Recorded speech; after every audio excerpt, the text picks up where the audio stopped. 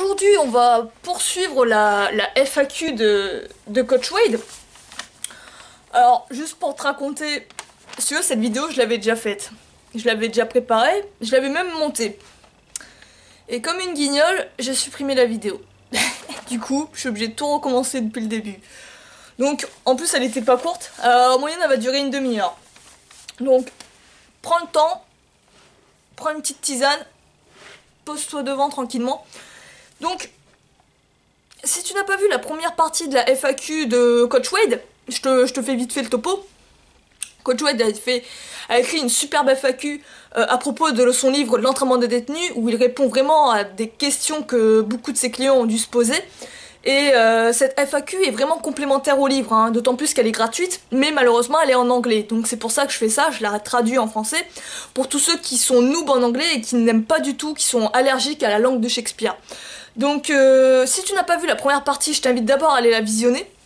Tu verras, c'est vraiment intéressant, ça complète vraiment le livre. Si t'es vraiment un vrai fan de ça, de ce bouquin, c'est comme un mini convict conditioning, un mini entraînement de détenus. Donc dans cette partie, on va se concentrer sur la programmation, le volume, l'intensité, la fréquence et la routine. Tu n'auras pas tout dans cette partie-là, ça va être dans la partie suivante aussi. Mais tu auras déjà quelques réponses à tes questions. Première question. J'ai entendu dire que beaucoup de prisonniers s'entraînaient dans leurs cellules pendant plusieurs heures tous les jours. Mais dans Convict Conditioning, vous ne conseillez que des entraînements très courts. Je voudrais gagner du buff, je voudrais gagner du muscle si tu préfères, et gagner en force, aussi vite que possible. Alors, ne devrais-je pas m'entraîner plus longtemps? Ça, c'est vrai, une bonne question que beaucoup de gens ont dû se demander. Dans l'entraînement de détenus, t'as souvent Coach Wade qui te disait qu'il faisait beaucoup d'entraînement à gros volume, pendant de nombreuses heures. T'as cette fameuse anecdote où il disait que le gardien regardait à travers le Judas Paul Wade faire ses pompes, et alors qu'il faisait sa ronde, il re-regardait, il vérifiait toujours les prisonniers, et il revoyait Wade toujours dans la même série. Donc c'est comme s'il avait fait une série pendant au moins 15 minutes, toujours une seule série. Donc tu vois, c'est vraiment t'as vraiment cette sensation que Wade travaillait sur des très gros volumes, et alors que à l'inverse, il te conseille de travailler sur un petit volume et des répétitions qui vont de 5 à 20 répétitions en moyenne, mais pas tant que ça, pas non plus énormément de séries. Donc c'est un peu légitime de se poser cette question. Mesdames et messieurs, il y a quelque chose que vous devez savoir si vous voulez que votre corps s'adapte en gagnant de la force. Force et endurance sont des pôles opposés. La force est une chose à court terme. Le stimulus pour la force ne se produit que sur des petits espaces de temps. En conséquence, le stimulus pour gagner en force n'est pas cumulatif. Mais vous allez me demander, qu'est-ce que vous voulez dire que le stimulus pour la force n'est pas cumulatif? Juste que, à l'entraînement, les sets n'ont pas d'effet cumulatif. Laissez-moi vous donner un exemple. Si vous développez 500 pounds, donc là je te traduis vraiment mot à mot ce qu'il a écrit, 500 pounds, en moyenne ça te fait 250 kilos. Pour convertir des pounds ou des livres en kilogrammes, tu divises en moyenne par 2, comme ça tu as grosso merdo la conversion en kilos. Donc si vous développez 500 pounds, environ 250 kilos, en un set, puis 50 pounds sur le set suivant, le corps ne va pas penser que vous avez développé 550 pounds. Donc développer, je pense à l'exercice du développé couché, je pense que c'est ça qu'il voulait notifier. Donc votre corps ne pense pas que vous avez développé 550 pounds. Votre corps va seulement s'adapter pour le stimulus à 500 pounds. Donc pour te retraduire un peu ça, souvent t'as des vidéos comme ça, des miniatures avec des titres bien putaclic, où le mec il te dit j'ai soulevé 1 tonne 500 kilos, tu vois, au développé couché, j'ai soulevé 2 tonnes au squat. Et quand tu regardes la vidéo, tu te dis putain, le mec, au début tu te dis oh putain super, le gars il doit avoir une force de taré, c'est un strongman, c'est pas possible. Tu regardes la vidéo, en fait le mec qu'est-ce qu'il a fait? Il a juste accumulé, il a fait une addition des poids qu'il a soulevés au fil de ses séries. Donc le gars il a fait on va dire 10 fois 100 kilos, Et donc il a soulevé 100 kilos seulement en poids maximal, on va dire, sa charge maximale lors de son entraînement. Et il a fait juste l'addition de ces 100 kilos et à la fin il dit qu'il a soulevé 1 tonne. Mais en fait le corps ne comprend pas qu'il a soulevé 1 tonne, il a juste compris, enfin surtout pour la force, je parle pour gagner en force, le corps pour s'adapter à la force va juste se concentrer sur le fait qu'il a soulevé 100 kilos, point barre. Et c'est pas en rajoutant par exemple 50 kilos en plus que le corps va comprendre que tu as soulevé 150 kilos. Tu vois, il va comprendre ce que tu as soulevé en une fois le plus lourd, pour faire simple. Donc si tu veux soulever 1 tonne, si tu veux avoir la force pour soulever 1 tonne, c'est pas en accumulant 100 kilos par 100 kilos, c'est en soulevant 1 tonne. Pour faire simple, c'est ça. C'est vraiment le titre putaclic par excellence, on va dire. Donc, pour revenir à ça, puisque votre corps est déjà adapté à 500 pounds, quel est l'intérêt des 50 pounds? Il n'y en a aucun.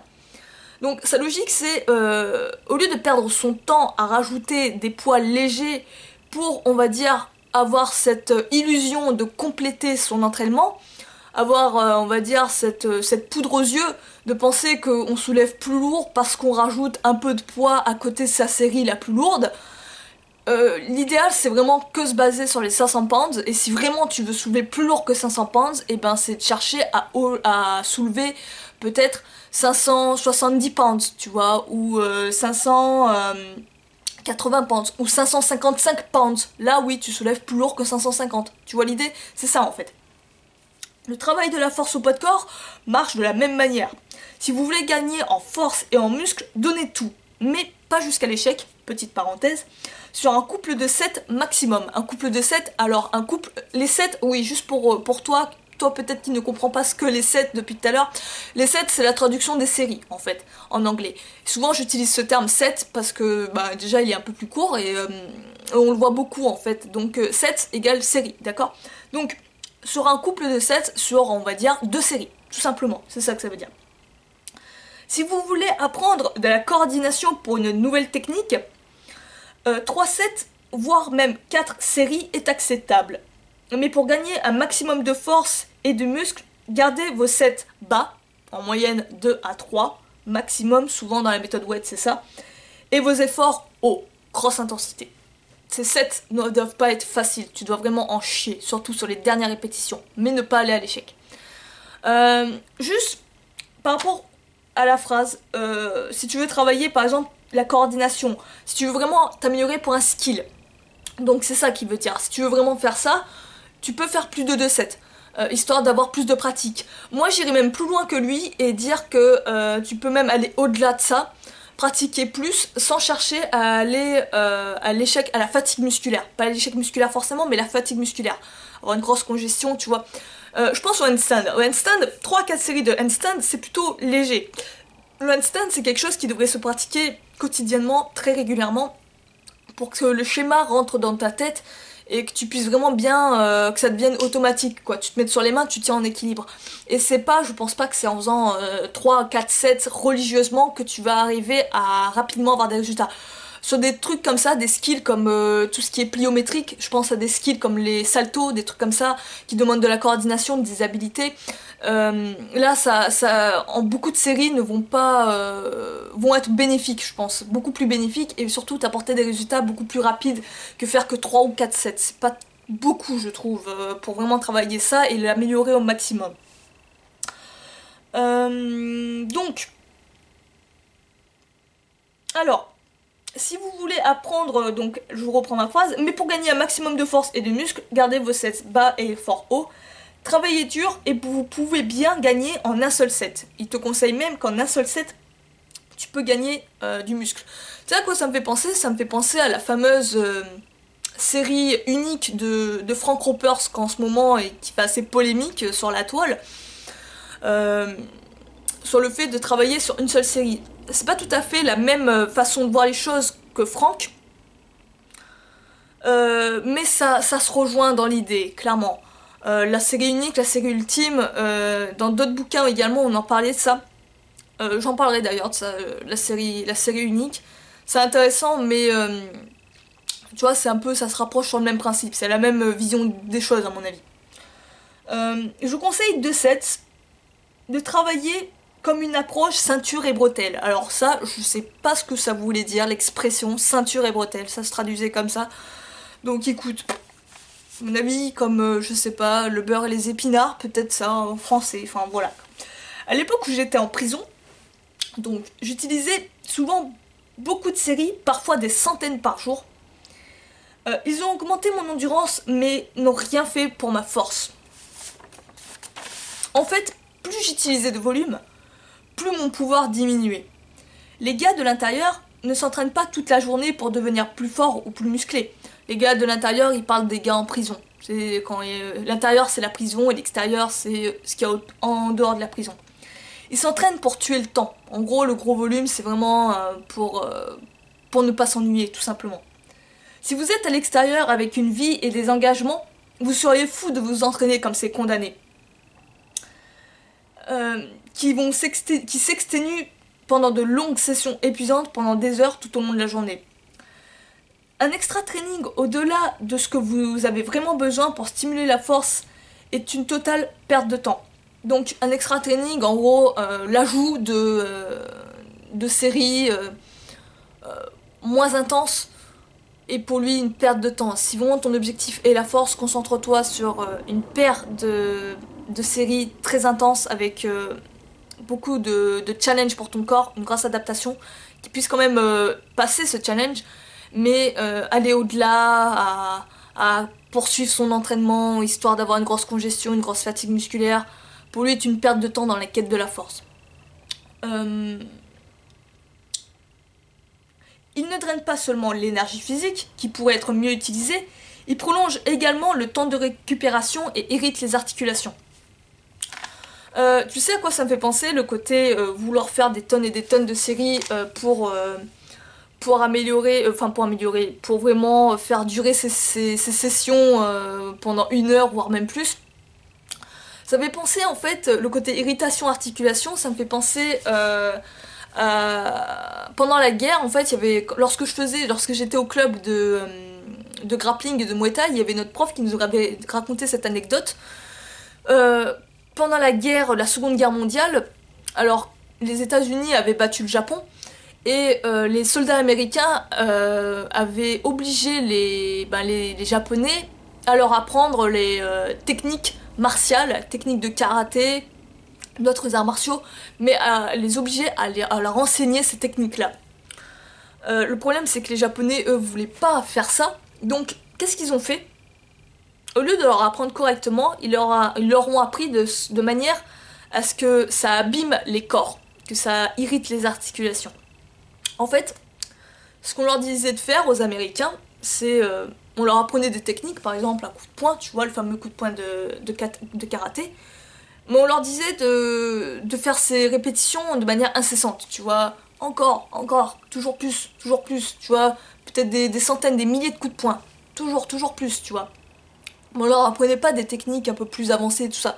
On leur apprenait juste à faire beaucoup de répétitions sur un mouvement spécifique, histoire en fait, tout simplement, non pas de leur apprendre le mouvement, mais spécifiquement dans l'idée d'irriter les articulations. Ça, je pense qu'ils l'avaient bien compris, les Japonais, que travailler sur un gros volume de manière un peu robotique, comme ça, à faire tout le temps le même mouvement de manière incessante, user les articulations. Et c'est ça qu'ils voulaient faire, plutôt qu'apprendre aux Américains les techniques martiales. C'est pervers dans l'idée, mais c'est efficace, c'est comme une petite vengeance, tu vois. Donc un peu là ça me fait penser à ça, vouloir toujours faire plus de répétitions, plus de volume, etc. peut avoir l'effet inverse du gain de force et plus rendre plus faible et irriter les articulations. Donc il faut faire attention à ça. Après je ne dis pas qu'il faut faire le strict minimum et croiser les doigts. Mais il faut garder quand même cette idée en tête, c'est de vouloir faire tous les jours, toujours trop, toujours plus, peut avoir tendance à blesser plus qu'à rendre fort. On passe à la question suivante. Alors, des idées sur l'aspect mental dans l'entraînement? Comment puis-je faire pour éviter d'abandonner? Donc, cette question, si au début je la comprenais pas, je voyais pas pourquoi... je comprenais pas ce qu'il voulait dire, le gars qui avait posé cette question. Donc déjà que je pensais quand il parlait d'idées mentales, d'aspect mental, je pensais qu'il parlait de techniques de concentration, des trucs comme ça, tu vois. Mais pas du tout. En fait, ce qu'il demande, c'est comment faire pour être assidu, discipliné dans l'apprentissage, dans la formation de Coach Wade, et ne pas changer de routine à tout va. Tu sais, on a toujours ce cliché, tu en fais peut-être même partie des gens, moi aussi j'en fais souvent partie de ça. Sans t'en rendre compte, t'as tendance en fait de sauter de routine en routine et pas être consciencieux, à être discipliné, à travailler la même routine pendant plusieurs semaines. Tu vois, on a toujours tendance à modifier nos routines, à faire autre chose que ce qu'on avait prévu de faire parce que on est plus attiré par la nouveauté. Bah c'est ça, lui ce qu'il veut savoir s'il a des astuces pour éviter ça et être vraiment discipliné et suivre à la lettre la méthode de Coach Wade. Alors, Convict Conditioning est un programme difficile. Comme tout entraînement physique intense, c'est physiquement dur. Mais plus dur que ça, c'est dur pour l'esprit. Il n'y a pas d'équipement flashy pour vous distraire. Ce n'est pas un sport d'équipe. Vous vous entraînez seul et souffrez seul. Cela prend énormément de patience et de la cohérence pour coller avec un programme de poids corporel et d'ajouter des reps semaine après semaine. C'est spartiate. Les mouvements exigent beaucoup de contrôle, beaucoup de discipline à maîtriser ces éléments. Les mouvements exigent beaucoup de contrôle, beaucoup de discipline à maîtriser. À maîtriser ces éléments rendent CC, Convict Conditioning, l'un des styles d'entraînement les plus difficiles à affronter. Il a survécu seulement derrière les barreaux, longtemps parce qu'il n'y avait pas d'alternative, du moins rien qui fonctionnait vraiment. À l'extérieur, il est beaucoup plus difficile d'avoir une concentration décente quand il s'agit d'entraînement. J'écris souvent des programmes pour les gars. Donc quand il parle de créer des programmes pour les gars, il parle d'écrire des programmes pour les gens qui sont à l'extérieur, pas des élèves qu'il avait en prison. Là il parle de gars à l'extérieur de la prison. Donc j'écris souvent des programmes pour les gars, seulement pour leur parler pendant 6 mois. Donc souvent il communique avec des gars, il contacte avec des gars, mais il leur parle, il coupe la discussion, la conversation au bout de 6 mois, plus aucune nouvelle.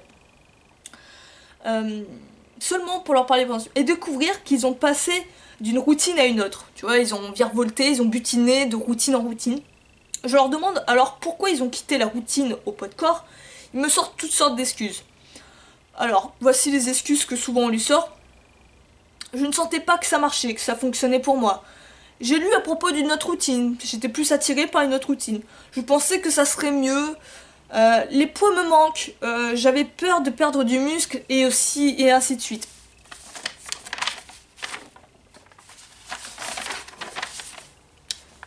Mais quand j'arrive à l'essentiel et demande à ces gars s'ils augmentaient progressivement les reps sur les routines de CC, ils me répondaient toujours oui. Donc malgré cela, ils voulaient savoir si le fait de... Même s'ils n'étaient pas réguliers dans l'entraînement, même s'ils avaient abandonné l'entraînement, ils avaient quand même augmenté, ils avaient quand même gagné de la progression. Tous leur répondaient que oui. En fait, la plupart d'entre eux ajoutaient des reps semaine après semaine à leur exercice.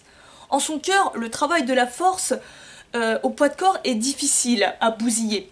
Tu peux pas te louper avec le poids de corps, c'est ça qui veut dire. Si tu veux progresser avec le poids de corps, tu peux pas te louper. Choisissez un mouvement, le travailler dur, ajouter des reps progressifs à l'état pur. Alors je me suis bourré de dur. Non, attends. Travailler dur, ajouter des reps, puis passer à un mouvement plus difficile. C'est un entraînement progressif à l'état pur, tout simplement. Si vous faites ça bien, il est presque impossible de ne pas grandir et devenir plus fort. Il est impossible de ne pas devenir plus musclé et devenir plus fort. Les gens qui quittent la routine ne le font pas à cause d'un manque de progrès physique. Ils abandonnent inévitablement pour des raisons psychologiques. Si je pouvais donner un indice sur la façon de continuer à long terme, ça serait: les athlètes qui ont duré le plus longtemps dans la formation sont toujours ceux qui ont instinctivement su comment rendre leur routine plus divertissante, plus intéressante pour eux-mêmes. L'ennui est un cancer, évitez l'ennui. Comment faire? Modifiez votre routine tous les quelques mois. Les changements n'ont pas besoin d'être radicaux pour être efficaces. Voici quelques options. Voilà, en gros, quand tu commences à te faire chier en faisant ta routine, il faut que tu réagisses, il faut que tu fasses quelque chose pour rendre le jeu plus attrayant, plus excitant. Pour ce faire, voilà plusieurs options. La première, changer l'ordre des exercices. Si par exemple tu avais tendance à faire les tractions avant les squats, par exemple, tu peux faire les squats avant les tractions. Ça change les choses et en même temps ça peut même rendre un exercice plus difficile. Modifiez votre fourchette de répétition. Si comme moi tu as plus l'habitude de travailler sur une fourchette de 1 à 5 répétitions pour vraiment axer sur la force, pourquoi pas modifier ça et passer sur une fourchette de 6 à 12 ou de 6 à 20, pourquoi pas. Travailler plus en force ou travailler plus en endurance ou en hypertrophie, selon ce que tu as envie de faire. Changez votre volume. Travaillez sur plus de séries. Au lieu d'en faire que 2, pourquoi ne pas en faire 3, 4, 5, voire même 10. Changez votre vitesse d'entraînement. Ajoutez des variantes. Définir des nouveaux objectifs, moyen, long terme à atteindre. L'importance d'avoir toujours des objectifs. Ça, je pense aussi, je ferai une vidéo là-dessus. C'est très important. Si tu n'as pas de cap, tu vas en fait dériver et pas savoir où aller. Mettre l'accent sur un travail explosif pendant un certain temps. Donc tout ce qui va être pompe sautée, squat sauté, même des trucs, des acrobaties, pourquoi pas, des trucs comme ça. Changez votre fréquence de training. Travaillez plus, travaillez moins dans la semaine par exemple. Ajoutez un peu d'épices, travaillez... Alors un peu d'épices, lui ce qu'il entend c'est rajouter du travail pour le cou, pour les rips, les mollets, le cardio. Mélangez un peu du travail d'agilité, d'équilibre, de gymnastique, ce que j'aime beaucoup faire avec les anneaux, travail d'équilibre, des acrobaties, du cross-training. Alors lui ce qu'il entend par cross-training, ajouter par exemple du travail de boxe, d'arts martiaux, de lutte. Même tu peux travailler en circuit, comme à la manière CrossFit, sans avoir les formes dégueulasses du CrossFit, en adoptant les formes plus clean de Convict. Pourquoi pas? C'est une très bonne idée. Dévouer quelques trainings spécialisés à un seul mouvement. Par exemple, tu fais une session que sur les pompes. Tu travailles que les pompes. Plusieurs variantes, plusieurs tempos, mais que les pompes. Ça peut être intéressant. Secouer les choses avec des reps ultra élevés. Si tu veux par exemple, allez, défi 100 reps traction, défi 100 reps squat, tu vois, des trucs comme ça. Juste pour une séance, pour voir ton endurance. Si vous vous permettez d'être flexible et créatif, il est facile de se débarrasser de l'ennui. Ne perdez pas vos gains en abandonnant. C'est sûr, si l'entraînement est trop dur, il est bon de lever le pied de temps en temps, à condition de revenir plus fort. Mais si vous quittez radicalement le programme, peut-être en revenant au travail avec charge, si par exemple ça te plaît pas, que ça ne te correspond pas, tu peux revenir à la charge, tu peux revenir avec la poids, mais si tu veux quand même maintenir tes gains au poids de corps, essaie de juste rajouter un workout, un entraînement full body de calisthénie dans la semaine. C'est de rajouter une séance où tu vas travailler tout ton corps juste avec le poids de corps, histoire de garder ses gains. C'est ce qu'il te conseille. De cette façon, si vous décidez de revenir à Convict, Conditioning, vous n'aurez pas perdu du terrain. En fin de compte, aucune quantité de trucs ne peut compenser une faible discipline. Il n'y a pas en gros d'astuces miracles pour t'aider à pallier à une faible discipline. C'est vraiment un état d'esprit. Après, comment faire pour avoir une discipline, ça dépend de plein de choses. Après, ça c'est mon analyse, hein, c'est pas écrit. Mais ça dépend de plein de choses, ça dépend de ta mentalité, de ton caractère. Je sens que ça va couper. Donc si ça coupe, t'inquiète pas, je vais le reprendre. Mais ouais, je vois la batterie qui descend bien. Ça dépend vraiment de plein de critères.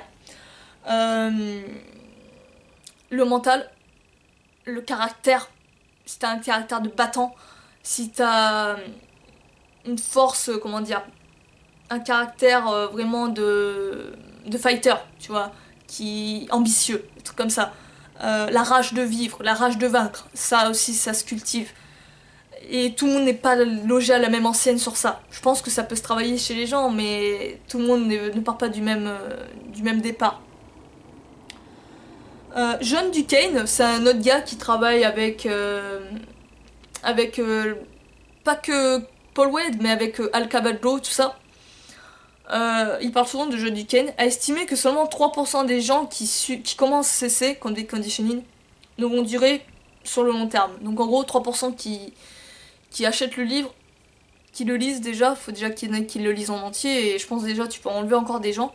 Seulement 3% vont vraiment suivre à la lettre et durer sur le long terme. Je fais une petite pause là, parce que à mon avis je vais charger la caméra et on revient tout juste après pour la prochaine question. La prochaine question qui sera pourquoi ne pas s'entraîner jusqu'à l'échec. Donc je te dis à tout de suite, t'inquiète, je reviens. Alors on reprend.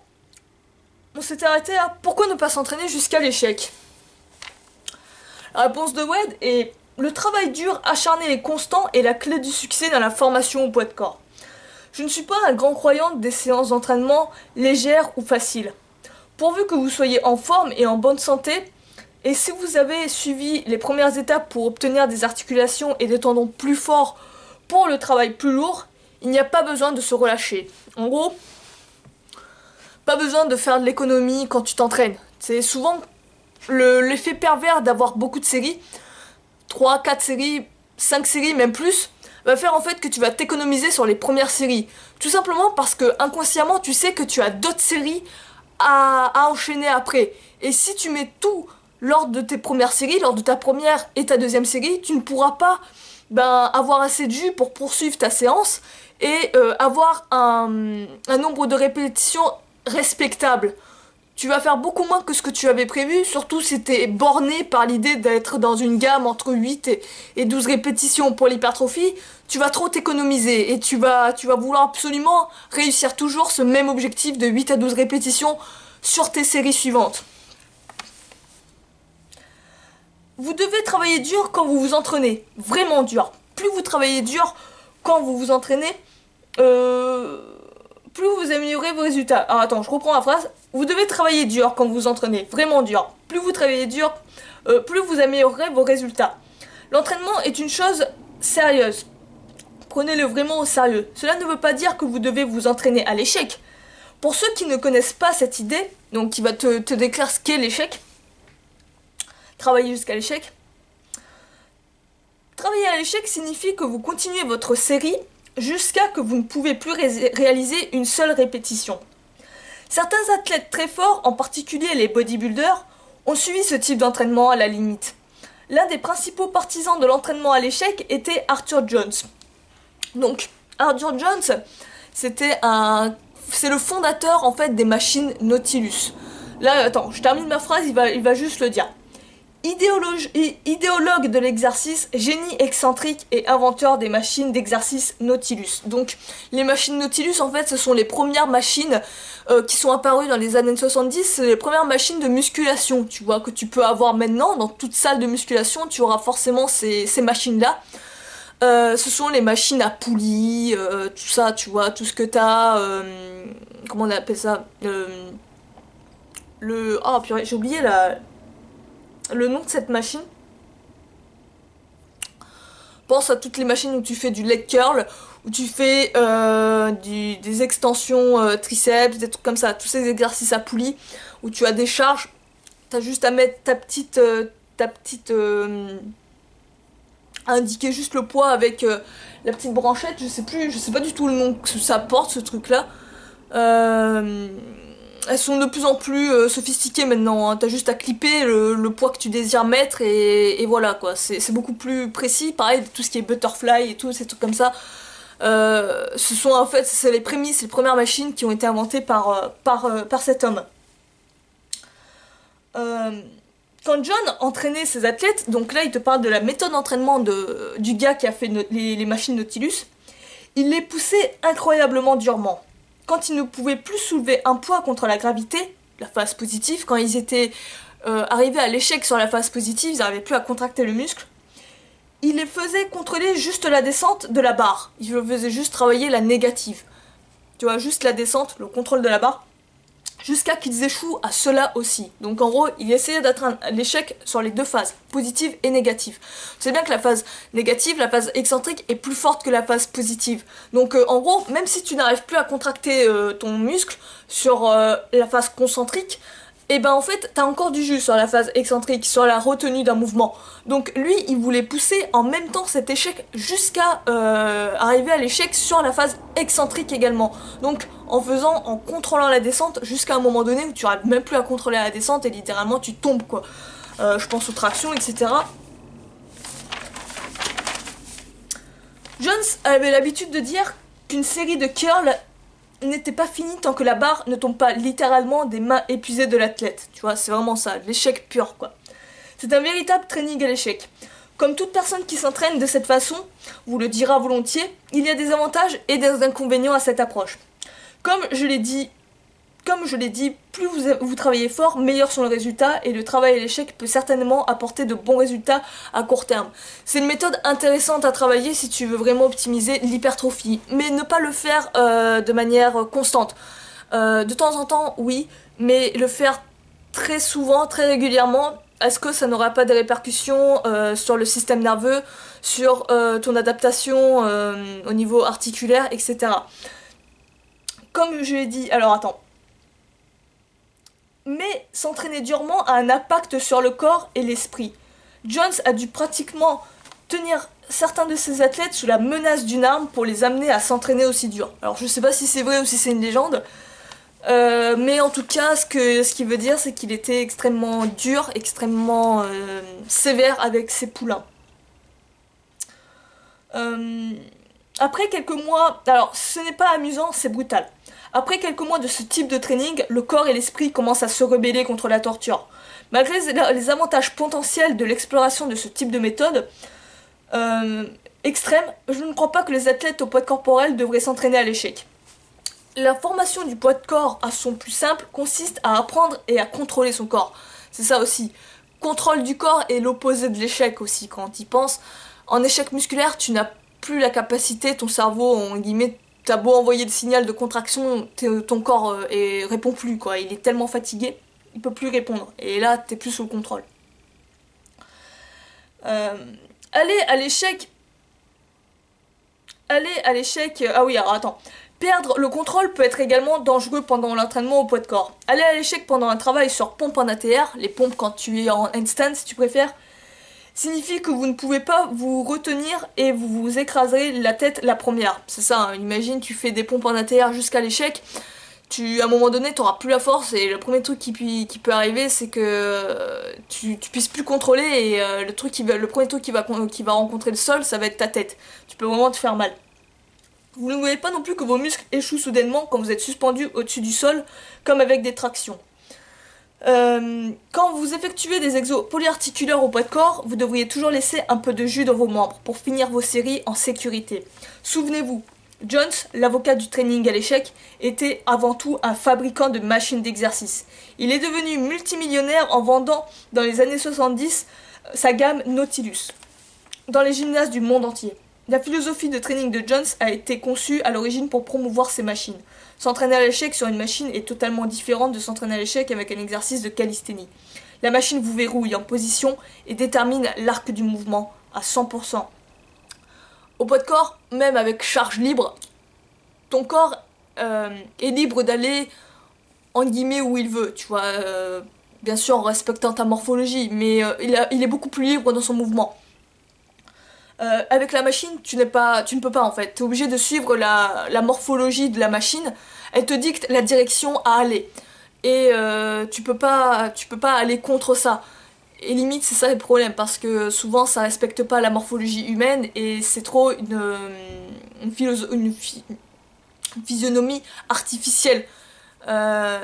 C'est trop, on va dire, robotisé, si tu vois l'idée un peu de ça. La machine vous verrouille en position et détermine l'arc du mouvement. Lorsque vos muscles s'évanouissent, vous ne pouvez pas tomber. Donc ça c'est bien parce que l'avantage avec les machines, comme il dit, c'est que si tu veux vraiment travailler à l'échec, tu peux pas te casser la gueule. Tu es retenu par la machine, tu es en guillemets en sécurité. Vous ne pouvez pas tomber ou commencer à vous déplacer dans une direction différente. Cela rend la formation à l'échec plus sûre. Malheureusement, cette fonctionnalité d'être enfermé rend également l'entraînement à la machine inférieur pour la force. Car il vole le besoin du corps de se stabiliser. C'est ce facteur de stabilité qui intègre le corps dans une unité. Sans cette intégration, la vraie force fonctionnelle est impossible.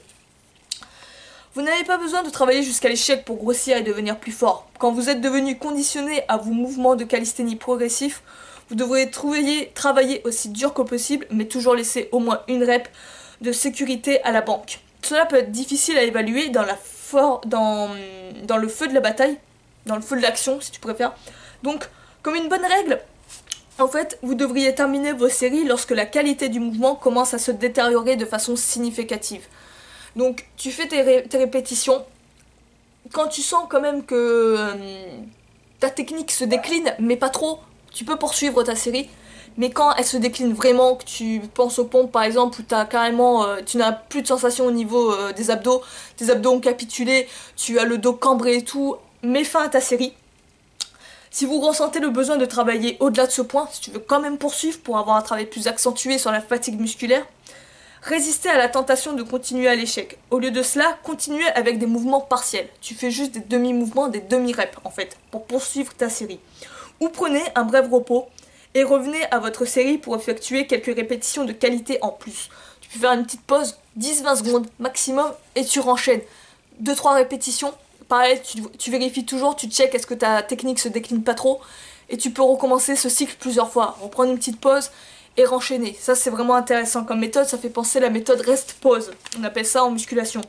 Le travail de la négative, seul, là pour la négative seule, si tu veux travailler juste les négatives, devrait seulement être considéré dans des circonstances bien particulières et par des athlètes très avancés. Donc chercher à travailler que les négatives, surtout d'un côté, ça rapproche le plus possible de l'échec musculaire, selon Wade devrait être vraiment spécifique et dans des objectifs très précis pour des athlètes qui ont un meilleur contrôle de leur corps, qui sont plus avancés.